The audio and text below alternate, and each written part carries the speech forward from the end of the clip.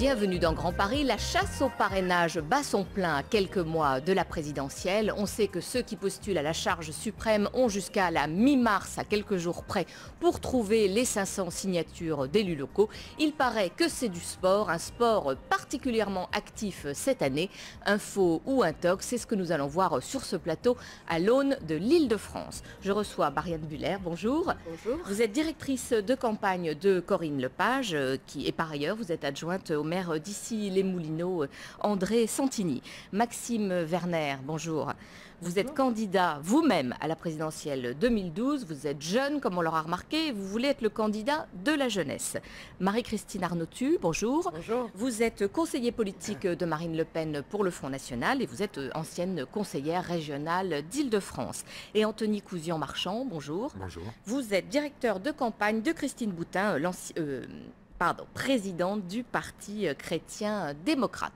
Alors, ce qui vous réunit sur ce plateau aujourd'hui tous, c'est que vous poussez, je dirais, vous tirez des sonnettes d'alarme pour dire, eh bien, les parrainages, on ne les trouve pas, c'est particulièrement difficile cette année. Alors, pourquoi y a-t-il cette année une spécificité? Est-ce que vous ne le dites pas, je dirais, à chaque élection? Marianne Buller. Je pense que ce n'est pas spécifique à cette année. Lors des dernières élections, c'était la même chose. Depuis que ces signatures sont rendues publiques... Depuis 76, sauf erreur. Non, depuis les dernières élections présidentielles, c'est-à-dire justement depuis 2007, les signatures sont publiques et cela empêche un très grand nombre de maires de vouloir donner leur signature car ils ont peur ensuite d'avoir des... Qu'on les associe réflexions ou des choses désagréables qui pourraient suivre. Donc actuellement, ils disent « moi, je ne signe pour personne ». Est-ce que, Maxime Werner, alors vous, c'est un peu différent, c'est que vous êtes un petit nouveau, on va dire, dans le paysage politique. Mais j'ai d'autant moins de soucis à recueillir mes parrainages. C'est difficile en termes de temps et de moyens, mais j'ai déjà 218 maires que j'ai rencontrés qui me soutiennent. Il y en a beaucoup, en effet, qui, pour des raisons de démocratie qui peuvent s'entendre, préfèrent passer par leur conseil municipal. Et pour autant, la question qu'on traitera certainement tout à l'heure, qui est celle de l'anonymat des parrainages, je n'y suis pas directement confronté, ils sont même plutôt fiers de me parrainer, mais je peux l'entendre, et c'est la question finalement de la démocratie. Est-ce démocratique de demander à des élus, sous un climat plutôt contraignant, de participer au choix des candidats, ou est-ce aux Français d'en décider? C'est une question dont on débattra tout à l'heure, j'espère. Alors quand vous disiez que vous n'aviez pas trop de problèmes, c'est-à-dire entre la sympathie qu'on peut vous manifester et la réalité de la signature, du parrainage, est-ce qu'il y a un écart? Très peu, et pour une raison très simple, c'est que je vais sur le terrain. Je m'étonne que d'autres candidats, c'est aussi une position un peu bâtarde, on peut dire, d'être un petit candidat qui est un grand responsable politique. Moi, je ne suis pas un grand responsable politique, je ne suis pas un candidat de témoignage non plus, je suis là pour porter des idées. C'est ça qui compte. Et donc, je vais sur le terrain rencontrer tous les élus qui le souhaitent. Donc, pareil, vous avez passé vos vacances, c'est ça? Ah, mais plus que mes vacances, j'ai déjà fait plus de 15 000 km, et là, je vais passer mes vacances de Noël, justement, pour aller voir les élus qui sont souvent en famille. Et toutes celles et tous ceux qui souhaitent me rencontrer, j'y vais. J'ai déjà fait plus de 20 départements. Je vais continuer jusqu'au 15 mars. Vous savez que c'est le 16 qu'il faut envoyer, dernier délai, ces parrainages. Et j'ai très bon espoir d'avoir mes 500 pour cette raison-là. C'est que je ne suis pas dans un climat de jeu politique. Ils ont bien compris que je suis indépendant et je le resterai, que c'est mes idées qui comptent. Et aussi parce qu'il y a ce lien direct. Et c'est, je crois, une des grandes difficultés nouvelles. Auparavant, des gros candidats, il y avait les grands partis qui sonnaient un coup de sifflet. Et puis, ils avaient leur parrainage comme par merveille à quelques jours de la clôture. Je ne pense que ça ne se produira pas cette année. Et donc, que ces candidats de taille intermédiaire, on pourrait dire, vont être obligés d'aller sur le terrain. Pour moi, les 500 parrainages, ça doit rester une règle. Il faut la modifier, mais elle doit rester une règle parce que ça fait partie intégrante de la campagne. D'aller à la rencontre des élus, des associations, pour connaître mieux notre territoire. Merci Maxime Werner. Alors Marie-Christine Arnautu, vous c'est un peu particulier parce que vous n'êtes pas vraiment un petit candidat. Le Front National, on vous crédite entre 15 et 20% dans les sondages. Non, puis je voudrais rassurer monsieur, nous allons assez au Front National sur le terrain. Je rappelle d'ailleurs qu'en 2002, nous avons eu 530 parrainages, en 2007, 513. Et que Jean-Marie Le Pen lui-même est allé chercher ses signatures, de même que Marine Le Pen aujourd'hui téléphone elle-même à certains maires. Donc voilà. Alors, ce qui est plus ennuyeux, c'est que si vous voulez, cet acte qui devait être dans l'esprit de cette loi, devait être un acte administratif, est devenu parfaitement un acte politique aujourd'hui, pour plusieurs raisons. D'ailleurs, on peut se poser la question en ce qui concerne le Front National, vous l'avez dit, quand on est crédité entre 15 et 20% dans les sondages, est-ce que ce n'est pas une façon aussi particulièrement indigne d'écarter des concurrents sérieux ? Donc je crois qu'il y a une sérieuse dérive, et d'ailleurs la meilleure preuve que c'est devenu un acte politique pour le pouvoir en place, c'est que Jean-François Copé lui-même a interdit à tous les élus du MP de parrainer un autre candidat que celui de l'UMP. Donc ça veut bien dire que dans l'esprit de ce qui devait être un vote, un parrainage et non pas un vote justement, c'est devenu une espèce de vote qui doit évidemment faire peur à tous les élus, puisque je vous rappelle, madame, qu'aujourd'hui, selon un récent sondage, il y a environ 5000 maires sur l'ensemble de tous les élus qui sont aux alentours de 40 000 qui parrainent un candidat, un petit candidat, si tant est que le Front National ait à sa tête une petite candidate. Alors juste pour le cas de l'UMP, je pense qu'il y a une situation assez particulière dans cette élection, c'est d'ailleurs la une de Libé de ce matin, qui est qu'il y a beaucoup de candidats à droite. Donc on peut peut-être imaginer que ce qu'a dit Jean-François Copé ne concernait pas que le Front National, qui a une sorte de mobilisation des troupes en faveur du candidat jugé légitime par Jean-François Copé. D'abord, le Front National n'est ni à droite ni à gauche, mais je pense que la démocratie n'est pas une variable d'ajustement. Soit on est pour une vraie démocratie, et d'ailleurs je rajouterais qu'à ce moment-là, évidemment les scores des présidentielles et des législatives de 2002 et 2007, mais particulièrement les présidentielles, devraient imposer un système proportionnel en France. Ça aussi, ça fait partie de la démocratie. Et puis ces pressions qui sont exercées depuis d'ailleurs, encore plus maintenant avec les intercommunalités. On va y revenir, parce que ça c'est technique, mais je voudrais bien qu'on nous explique. C'est aussi une raison majeure. On va écouter Anthony Cousian-Marchand. Donc pareil, Christine Boutin, je dirais, fait front commun, si je puis dire, avec le Front National, puisqu'elle a annoncé elle aussi qu'elle voudrait saisir le Conseil d'État, le Conseil constitutionnel, pour en quelque sorte non-application de la démocratie. Est-ce que vraiment elle va le faire ? Alors oui, elle va le faire. Nous sommes en train de préparer ces éléments afin de pouvoir saisir en effet le Conseil d'État et le Conseil constitutionnel. Et puis essayer d'exploiter toutes les possibilités qui nous sont offertes, y compris les possibilités d'évolution de la loi d'ores et déjà planifiée en termes d'échéance à l'Assemblée nationale, pour essayer de modifier le système. Et vous en attendez quoi justement? La levée de le retour plutôt à l'anonymat ou quelque chose, une réforme plus générale? Alors, je pense qu'il ne faut pas confondre le fond et la forme. Sur le fond, je crois qu'on est tous d'accord, et Maxime Werner l'a extrêmement bien dit, le système tel qu'il a été conçu au départ, il avait pour vocation d'assurer un certain filtre et d'amener les élus de la République, la quarantaine de milliers d'élus de la République qui sont susceptibles d'apporter leur parrainage, à constituer ce filtre pour s'assurer de la légitimité des candidatures. Le système a été perverti en ce sens que désormais, à ce parrainage, on associe le terme de soutien et qu'il est extrêmement difficile pour un élu de faire comprendre qu'il fait jouer le jeu de la démocratie en apportant son parrainage et qu'il n'apporte pas un soutien à l'élu en question. Donc le système, il s'est perverti une première fois. Ça a été évoqué aussi déjà. Le deuxième problème, il est que le système, récemment, s'est aggravé encore plus pour une simple et bonne raison, c'est que les intercommunalités ont fait exercer une pression plus directe sur les élus. Donc si vous additionnez ces deux éléments, vous en arrivez à un point où, sur le fond, le système est bon, sur la forme, il est inapplicable. Et c'est pour cela qu'au départ, Christine Boutin avait pris une position en disant c'est le rôle de l'élu de jouer ce filtre et pour cela, nous plaidons pour la transparence. Il faut laisser à l'élu sa responsabilité. Désormais, nous envisageons de changer le système et il faut revenir à l'anonymat si le système tel qu'il est prévu ne fonctionne pas.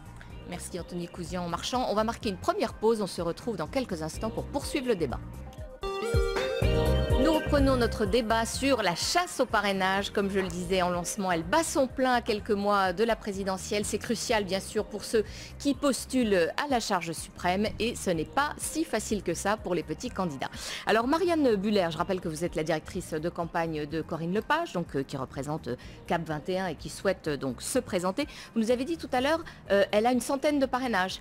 Ah non, je ne vous ai pas dit ça. Je l'ai lu alors. Nous atteignons les 300 parrainages. Ça ne veut pas dire... Alors, d'ailleurs, ce sont des propositions de parrainage, parce que ces parrainages arrivent ensuite en direct au Conseil constitutionnel.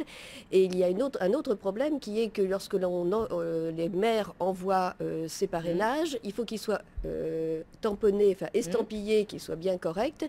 Et nous ne sommes pas au courant de ceux qui ont été refusés. Retoqués. Donc il vous en faut plus, en fait. Donc il nous en faut beaucoup plus pour être être sûr qu'à l'arrivée, nous aurons bien les 500. Et on le sait les 48 dernières heures. Donc c'est aussi extrêmement compliqué. Le suspense de la fin de la mi-mars. Alors donc un peu plus de 300 parrainages. Maxime Werner, donc je rappelle que vous êtes vous-même candidat à la présidentielle 2012 au nom de la jeunesse que vous estimez représenter. Vous avez dit tout à l'heure, vous avez un peu plus de 200 Oui, je suis presque à 218, j'espère, ce soir. Bon. Il y a une question sémantique, on en parlait tout à l'heure, c'est important. Ce ne sont pas dans la loi des parrainages, ce sont des présentations. C'est donc un formulaire administratif.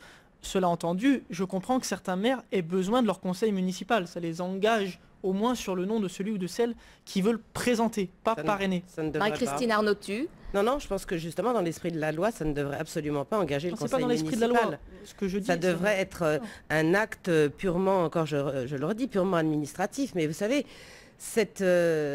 toute l'énergie et tout l'argent accessoirement, parce que pour vous donner un ordre d'idée, ça on peut le dire, en 2007, la course au parrainage, puisqu'on l'appelle comme ça, nous a coûté 500 000 €, ce qui est quand même une somme énorme. Bon, et là, et cette année là pour le moment, si vous voulez, on a tiré la sonnette d'alarme partout, parce que nous sommes loin du compte. Alors justement, combien de parrainages? Parce que vous êtes les seuls à pas dire combien vous en avez au jour d'aujourd'hui. Non, parce que d'abord, on le sait, mais c'est à peu près dans les mêmes eaux que Madame Lepage. La bonne moitié, on va dire. Voilà, donc on est quand même loin du compte, parce qu'on a quand même 118 élus régionaux, même si on n'a aucun député et aucun sénateur. Oui, mais enfin, vous voyez, la marge est longue. Donc il y a vraiment une rupture d'égalité entre les différents candidats. C'est ça qui est terrible, parce qu'on parle beaucoup de démocratie, on parle beaucoup de république, et en même temps, nous sommes dans un pays où il y a une grande rupture d'égalité pour l'élection suprême. C'est pourquoi d'ailleurs Marine Le Pen a fait un appel à tous les candidats qui ont des difficultés à recueillir leurs signatures. C'est le cas de Madame Lepage, Monsieur Dupont-Aignan, Madame Boutin, Monsieur Werner, pour faire un recours au Conseil d'État, je dirais commun, de façon à alerter vraiment le pouvoir en place. Alors est-ce que vous êtes d'accord pour un recours commun? Nous acceptons, tout à fait, nous acceptons la main tendue. Je pense qu'il est nécessaire que, si cette démarche est une démarche concertée, elle soit la plus large possible, parce que je crois que les éléments qui ont été évoqués par les uns et par les autres est très bien remis en perspective par ce qu'a dit Maxime Werner, qui dit que dès lors qu'un candidat est très jeune et se base sur un projet avec des idées qui sont un peu nouvelles dans le débat, il n'y a pas tout cet arrière-plan qui peut poser des difficultés à des élus, ce que l'on conçoit très bien. Eh bien, il est nécessaire que pour que cette démarche soit couronnée de succès, elle soit la plus large possible. Donc la démarche que le Front National a entamée et la démarche que nous avons entamée, je pense qu'il serait extrêmement performant et extrêmement utile que nous arrivions à nous mettre tous autour d'une table pour arriver à exprimer clairement que le problème auquel nous nous confrontons est le même et qu'il est un déni de démocratie désormais. Alors juste, puisqu'on termine ce petit tour d'horizon pour bien camper le décor, combien de parrainages au jour d'aujourd'hui? Nous, on a dépassé les 150 il y a une quinzaine de jours, donc on progresse quelques unités ou quelques dizaines suivant les jours. Donc ça monte très lentement, nous sommes très loin. Alors nous avons en ligne le maire socialiste d'Aubervilliers, Jacques Salvatore. Bonjour. Bonjour. Alors vous faites partie des élus, j'imagine, qu'on appelle pour essayer d'avoir leur parrainage. Tout à fait, oui. Non, combien d'appels cette année, sans vous demander qui, mais combien? Pour l'instant, je n'ai reçu que des lettres, à peu près une demi-douzaine de quand même. Oui, quand même, oui. Alors, bon, ça va être le cas de tous les maires de France, vous inquiétez pas. Oui, je sais bien, mais vous êtes un élu d'Île-de-France, c'est pour ça qu'on a proposé ce témoignage avec vous. Alors, comment réagissez-vous? On a entendu tout à l'heure Marie-Christine Arnautu dire l'UMP demande à ses troupes de ne pas voter pour d'autres candidats que Nicolas Sarkozy. On a entendu les difficultés particulières en 2012. Est-ce que vous, c'est aussi votre ressenti, je dirais, de l'autre côté de la barrière? Et est-ce que vous donnerez votre parrainage, votre signature à un élu de votre camp, c'est-à-dire le Parti Socialiste? Écoutez, moi je suis un maire socialiste un peu atypique parce que j'ai été pendant très longtemps dans un autre parti que le Parti Socialiste qui s'appelle le PSU. Et pour ne rien vous cacher, j'ai été le directeur de la campagne présidentielle de Madame Huguette Bouchardot. Et je me suis trouvé donc confronté aux mêmes difficultés que vos invités aujourd'hui, puisque je devais réunir 500 parrainages ou présentations, comme l'a dit l'un de vos interlocuteurs, pour Huguette Bouchardot, au nom d'un parti qui était extrêmement minoritaire, et face à des mastodontes qui, bien sûr, je l'ai pour l'essentiel les signatures de leurs ressortissants politiques. Et j'ai dû combattre, effectivement, faire toutes les routes de France, envoyer mes équipes dans toutes les mairies pour réunir les 500 parrainages nécessaires. Donc j'y suis parvenu, mais à quel prix? C'est une véritable épreuve. Quoi qu'il en soit, c'est aussi une épreuve de représentativité, il ne faut pas le nier. Elle n'est pas là simplement par hasard, et il faut bien un minimum de signatures et de parrainages qui sont nécessaires. Alors après, il y a l'attitude des partis qui disent on gèle pour les nôtres. Bon, chacun a son libre arbitre. En ce qui me concerne, je ne suis pas sensible à cet argument. Mais c'est néanmoins un argument de votre parti que vous recevez comme tel et qui est émis. Non, je ne l'ai pas reçu explicitement. Oui. Disons que c'est un argument implicite. Il n'est pas explicitement signalé. Il faut que notre candidat, qui est le mien, François Hollande, ait les candidatures nécessaires, qu'il en ait le plus possible dans l'affrontement avec Nicolas Sarkozy, qui puisse se prévaloir d'un soutien de maire. Ça c'est important de dire, moi j'en ai eu... C'est toujours important. Vous savez, en politique, le rapport de force se construit à partir souvent d'un nombre de signataires. Mais quoi qu'il en soit, c'est pas exclusif et rien ne nous empêche, si nous le désirons, ce qui sera sans doute mon cas, de réserver ma signature à un candidat qui aura plus de mal que les autres à l'obtenir, ou une candidate bien entendu. Vous avez une idée Déjà, vous avez une idée? Pas encore. Enfin, vous imaginez bien que ce sera un candidat ou une candidate de gauche, mais c'est très spécifique à ma personnalité, puisque je me souviens des difficultés que j'ai eues moi-même pour les obtenir. Donc je suis conscient des difficultés rencontrées par l'ensemble de ces militants qui ont sillonné la France pour essayer de les obtenir. Mais je crois pouvoir leur dire que c'est la première étape de la campagne et que c'est pas inutile comme démarche. C'est pas inutile. Alors Jacques Salvatore, tout à l'heure, Marie-Christine Arnautu disait, au fond, il y a une politisation de ce thème-là. Il y a d'ailleurs des maires qui demandent l'avis de leur conseil municipal. Est-ce que ce sera votre cas? Non, c'est pas mon cas. J'ai bien compris cette loi pour l'avoir pratiquée, je vous le dis, au niveau militant et à travers toutes les routes de France. Donc je considère qu'on a demandé l'autorisation à personne. Il faut rendre compte, bien entendu. Une décision d'un maire mérite d'être connue. Il n'y a pas à s'en cacher. Pour autant, on a besoin de demander l'autorisation à personne, ni à son parti, ni à son conseil municipal. Et la question de l'anonymat qui a été soulevée? C'est oui, moi comme quelque chose de crucial.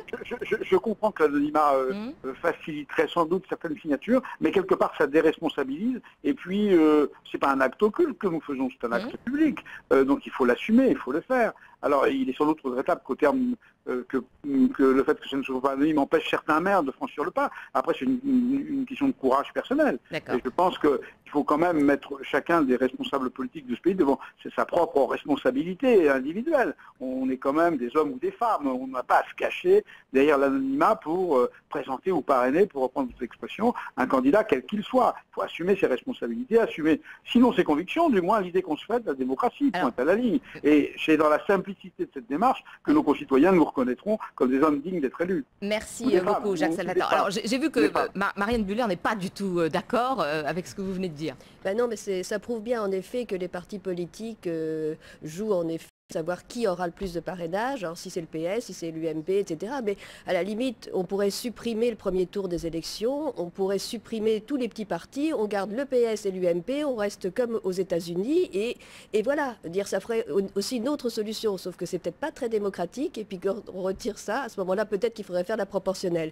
Non, plus sérieusement, je pense qu'en effet ce qu'a dit Monsieur le maire est tout à fait exact. S'il doit rendre compte, si c'est pas anonyme, si c'est politique, parce qu'en effet ça veut dire qu'il soutient. Ce n'est plus du tout un parrainage républicain pour permettre à des personnes qui ont des idées à défendre et qui ne sont pas forcément dans des partis officiels avec tout ce que ça représente, qui peuvent en effet pouvoir défendre un certain nombre d'idées. Et malheureusement, c'est vrai que c'est au moment des campagnes présidentielles que parfois on a l'occasion de défendre ses idées. C'est peut-être un peu dommage. Alors, Marie-Christine Arnautu, tout à l'heure, vous avez dit qu'il n'y a que 5000 maires, 5000 élus locaux qui donnent leur signature sur à peu près 40 000. C'est ça. C'est pas un très bon sondage, ça, quand même. C'est un sondage Ipsos, c'est pas un sondage du Front National. Non, mais je veux dire, ça veut dire qu'il y a de la marge, quand même. Non, parce que vous savez, 5000 signatures... vous avez donc 34 000 chez qui vous pouvez... Non, c'est le contraire. Non, c'est le contraire. Ah, pardon, j'avais mal compris ce que vous aviez dit. D'accord, on va préciser alors pour les téléspectateurs. C'est extrêmement alarmant. Et puis, je suis, moi, toujours très... Enfin, je trouve que l'esprit démocratique à deux vitesses est très dangereux parce que là, on entendait Monsieur le maire qui est socialiste, mais ça vaut aussi pour certaines... quand même, il a une démarche indépendante. Il a une démarche indépendante. Enfin, si vous voulez, pour les primaires socialistes, pour ne prendre que cet exemple-là, qui était quand même moins important en termes de démocratie que l'élection présidentielle, ça a été à bulletin secret. Et ça a été fait de façon à ce que le candidat soit désigné. Vraiment, il y a eu beaucoup de précautions pour que les votes aient eu lieu à bulletin secret. De même, en 2008, en ce qui concerne l'UMP, cette fois-ci, la candidature à l'élection, au candidat qui aurait été choisi pour la mairie de Paris en 2008 a été voté aussi à l'intérieur de l'UMP à bulletin secret. Donc pourquoi l'anonymat qui est réclamé à l'interne de ces deux grands partis ne l'est pas pour l'élection présidentielle? C'est toujours ça, quand ça nous arrange, on fait une loi, quand ça ne nous arrange pas, on en fait une autre. Maxime Werner. Ce que dit Jacques Salvatore est très intéressant, mais n'oublions pas que ce n'est pas tout à fait représentatif de ce que sont les maires. La plupart des maires qui me donnent leur parrainage sont des maires de zones rurales ou périurbaines, entre 100 et 3000 habitants. Ces maires-là sont souvent élus sur des listes, comme vous le savez comme moi, qui représentent une diversité d'opinions. Et moi je trouve, et je vous le confirme, normal qu'ils puissent avoir la possibilité, c'est pas dans la loi, c'est dans la pratique, de demander à leurs si vous voulez, co-dirigeants, co-décideurs sur cette décision, ce qu'ils pensent de ce parrainage. Au-delà de cela, vous l'avez dit tous autour de cette table, c'est la question du premier tour qui est essentielle. Quel est le rapport qu'on a à la politique? Si on veut une élection présidentielle de confirmation, où il y a 3, 4, 5 gros candidats, ça n'a que très peu de sens. Parce que pour moi, l'élection présidentielle, c'est pas seulement aller prendre le pouvoir. Vous savez, il y a l'autorité, il y a l'influence. L'important, c'est que dans les 5 années qui viennent, le candidat ou la candidate qui sera à la tête de l'État, qui prendra les rênes de la France, puisse avoir un programme, un projet qui soit défini selon plein de diversités, de sensibilités. Donc il faut qu'elle soit au premier tour de l'élection présidentielle. Sauf Maxime Werner, quand même. Il y a une très intéressante étude de Perrineau dans le Figaro qui est parue la semaine dernière. Les petits candidats, une tradition de l'élection présidentielle. Mais quand on regarde quand même les chiffres, 10% et demi donc pour l'ensemble des petits candidats à la dernière présidentielle, 23,9 en 2002. Donc ceci explique aussi peut-être cela. Et beaucoup moins quand on remonte dans le temps. Donc il y a une espèce de, je dirais, d'inflation des petits candidats qui est nouvelle dans la scène politique. C'est tout à fait normal. C'est un effet logique. On voit bien que les deux grands partis n'arrivent pas à répondre aux questions que se posent des Français. Donc c'est logique qu'il y ait d'autres offres politiques. Moi je vais vous dire, je préfère ça plutôt que Marine Le Pen au second tour de la présidentielle. Donc je suis pour qu'il y ait plein de candidats à l'élection présidentielle. Et vous savez, je donne un exemple. Avant, il fallait avoir 23 ans pour être candidat à l'élection présidentielle. Vous imaginez bien que j'en ai 22, donc je n'aurais pas pu me présenter. Si demain j'ai 500 parrainages à l'élection présidentielle, et c'est bien parti pour, j'aurai toute ma légitimité pour le faire. Donc je crois qu'il faut que chaque citoyen puisse devenir un acteur de la politique. Sinon, ce sera la faillite de la démocratie. C'est ce que personne ne veut. Merci. Nous marquons une deuxième pause. On se retrouve dans quelques instants après plusieurs journaux. Nous reprenons notre débat sur la chasse au parrainage, sport de combat visiblement, on l'a entendu sur ce plateau. Alors juste avant notre pause, Maxime Werner, donc, qui est lui-même candidat à la présidentielle au nom de la jeunesse, disait qu'il valait mieux une multiplication de petits candidats que Marine Le Pen au second tour. Et on se doute que Marie-Christine Arnautu, présente sur ce plateau, qui est la conseillère politique de Marine Le Pen, n'est pas du tout d'accord. C'est pas ça, je veux dire, monsieur Werner, que certes l'affichage de... Je suis allé voir votre blog, je ne me cache pas. Sous l'affichage campagne pour les jeunes. Oui, mais vous savez, nous sommes très démocrates au Front National. Je le suis aussi, puisque j'appelle Madame Le Pen à débattre, elle m'a toujours pas répondu. J'ai vu quand même que vous aviez un objectif premier, c'est de combattre Marine LePen. C'est tout à fait votre droit. Premier, madame. Mais vous avez tout intérêt à ce que nous soyons au deuxième tour pour pas vous retrouver au chômage à 19 ans. Voilà. ça, vous aurez une grande carrière politique. Je vous répète que j'appelle à débattre avec Madame Le Pen et qu'elle me répond pas. Alors. Non, mais vous pouvez débattre avec moi volontiers, ça ce sera... On en parlera. On va peut-être vous on en parlera en sortant. Mais outre ça, plus sérieusement là pour le coup, moi je pense que si, je prends l'exemple évidemment de Marine Le Pen, qui est créditée aujourd'hui, vous l'avez dit, entre 15 et 20% des sondages. Je pense que si Marine Le Pen, ce qui aujourd'hui n'est pas impensable, ne pouvait pas être candidate à l'élection présidentielle, ça mettrait immédiatement la France au banc des démocraties occidentales. Ça, c'est le premier point. Le deuxième point, c'est qu'il ne vous a pas échappé, surtout sur votre antenne, que nous vivons quand même une crise économique et sociale majeure. Et que donc, la révolte sociale peut très bien descendre dans la rue. Donc, moi, je préfère de beaucoup que le débat se porte en démocratie via une élection démocratique à l'Assemblée nationale que dans la rue. Et ça, c'est un gros risque. Marie-Christine Arnautu, est-ce que sincèrement, vous ne jouez pas tous la carte, alors je ne parle pas de Maxime Werner, la carte de la victimisation, parce qu'on vous entend maintenant, mais à la même époque, en 2007, on vous entendait, vous les avez eu, mais madame, vous finissez toujours par les avoir. Nous en avons eu 513. nous en avons donc on est vraiment sur le fil mais nous dépendons 513 avec, et je vous réponds juste sur cette question, 513 avec Jean-Marie Le Pen et plusieurs autres au téléphone jour et nuit les dernières 48 heures. Donc c'est pas du tout une plaisanterie. Et ça, le Conseil constitutionnel les a publiés. Donc si vous voulez, c'est publié officiellement que nous avons eu 513 parrainages. Mais ce qui est encore plus pervers, je dirais, c'est qu'en fin de compte, c'est les partis, genre PS et UMP, qui vont décider, en fin de compte, au dernier moment, de dire à leurs élus, vous pouvez laisser, allez-y, vous pouvez laisser celui-là ou pas celui-là. Comme vous disiez, à l'UMP, s'il y a beaucoup de candidats de droite, c'est pas bon pour eux. Donc ça peut être intéressant pour le PS qu'il y ait beaucoup de candidats de droite et inversement pour l'UMP qu'il y ait beaucoup de candidats de gauche. Donc après, ça va être en effet quelque chose. Ce sont des jeux et qui ne sont absolument pas démocratiques. Je veux dire, ça n'a rien à voir avec le bien du pays, on pourrait dire. Anthony Cousillan-Marchand. Alors, est-ce qu'il n'y a pas un peu d'autocritique à faire aussi? C'est-à-dire, est-ce que les candidats qui ont du mal à obtenir des parrainages font une bonne campagne? Après tout, on pourrait se poser la question. Alors, je pense que d'abord, les candidats, quels qu'ils soient, ont essayé de faire une campagne en essayant d'ouvrir le débat. Je pense que rarement, dans une campagne électorale, nous n'avons eu des positions qui ont été aussi tranchées, des positions qui ont permis d'ouvrir des espaces, d'aller chercher des solutions, parce que cela a déjà été dit, la crise à laquelle nous sommes confrontés nous amène tous à prendre conscience de l'inquiétude des Français et à chercher, c'est le cas du programme de Christine Boutin, d'aller chercher des pistes originales, innovantes, pour essayer de nous sortir de la crise et en même temps d'essayer de faire une remise en perspective pour essayer de poser réellement les vrais problèmes de fond auxquels se confrontent les Français pour essayer d'apporter une perspective longue et une vision réellement politique. Donc je pense que les politiques, quels qu'ils soient, et la candidate dont je suis le directeur de campagne en particulier, ont essayé vraiment de faire une démarche à la fois très proche du terrain, une démarche à l'écoute des Français et en même temps de porter des programmes qui, en particulier le programme de Christine Boutin, qui porte une vraie perspective politique à long terme. Et c'est pour ça que je pense qu'il y a une autocritique à faire, de savoir est-ce que réellement le système tel qu'il existe, nous l'utilisons au maximum de ses possibilités pour obtenir nos parrainages. Mais je pense que là, les épisodes se sont succédés, et d'ailleurs je rappelle que le Conseil constitutionnel, dans les observations qu'il apporte à l'issue de chacune des élections présidentielles, y compris la dernière en 2007, a dit lui-même que le système en l'état contrevenait aux dispositions de la Constitution parce qu'il ne permettait pas la liberté du scrutin. La liberté du scrutin en France, ce sont que les petits candidats au premier tour de l'élection présidentielle apportent des idées nouvelles, font émerger un nouveau constat et permettent le débat démocratique. Et le débat démocratique, souvenons-nous dans l'histoire, certaines propositions des petits candidats sont des propositions qui ont été reprises par les gros candidats. Et oui, parfois nombreuses. Ça j'ai remarqué. Oui. Mais c'est donc essentiel. Au stade des propositions. Parfois c'est resté au stade des propositions. Mais c'est essentiel. C'est essentiel au débat. Mais quand même, Anthony Cousillan-Marchand, pour être plus précis peut-être sur ma question, vous avez dit tout à l'heure autour de 150 parrainages au jour d'aujourd'hui. Maxime Werner, je dirais qu'il est quand même inconnu, pardon, vous ne m'en voulez pas dire ça. Pas des maires, c'est bien l'important dans cette question.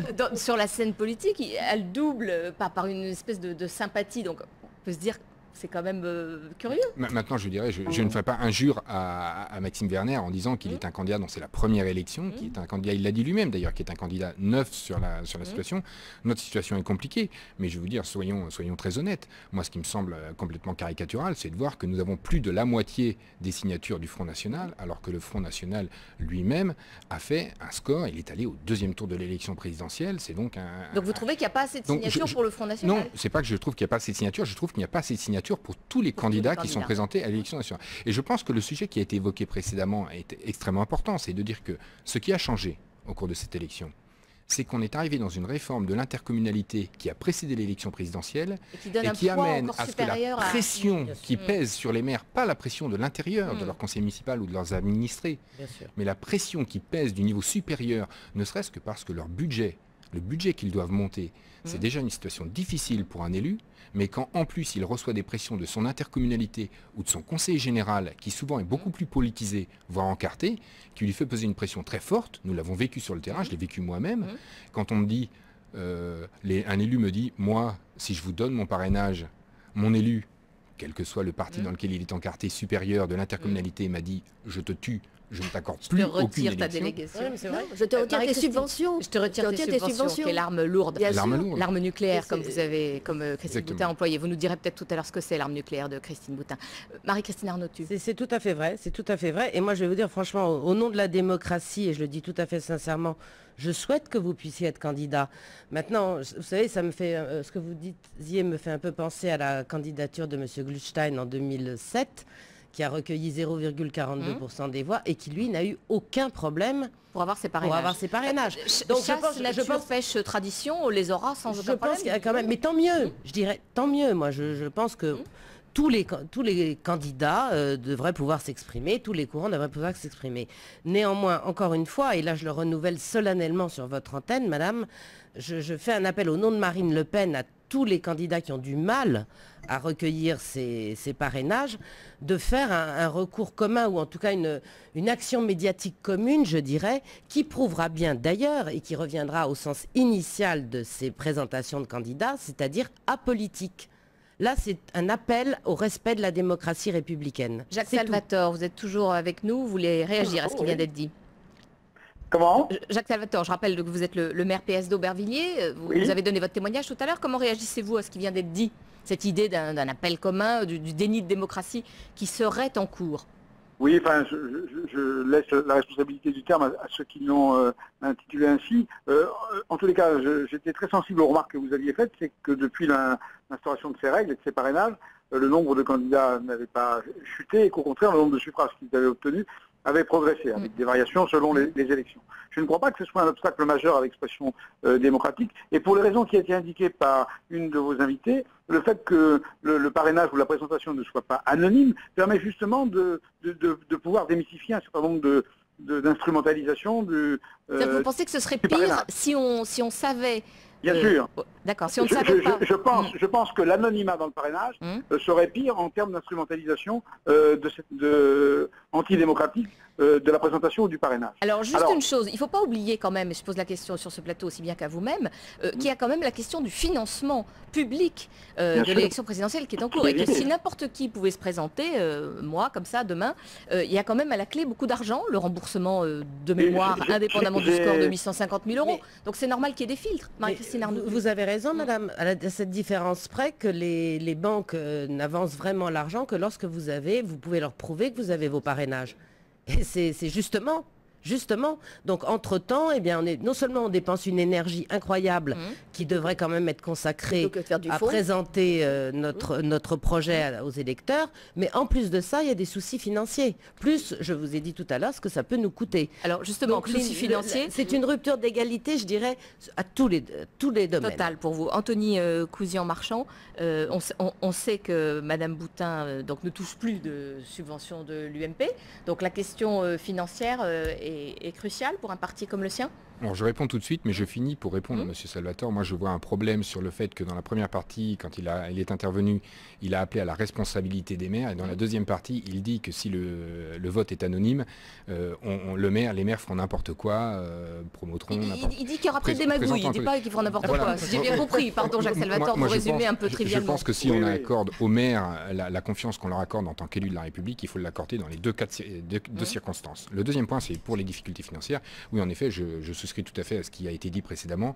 C'est une difficulté majeure, la difficulté financière pour tous les candidats.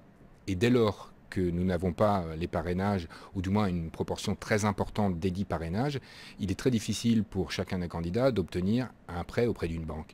De ce fait, mais ça veut dire qu'on va être remboursé quand même après. On sait qu'on aura droit à... Le problème, c'est qu'un compte de campagne, c'est quelque chose d'extrêmement compliqué. C'est quelque chose qui ne peut pas passer en déficit.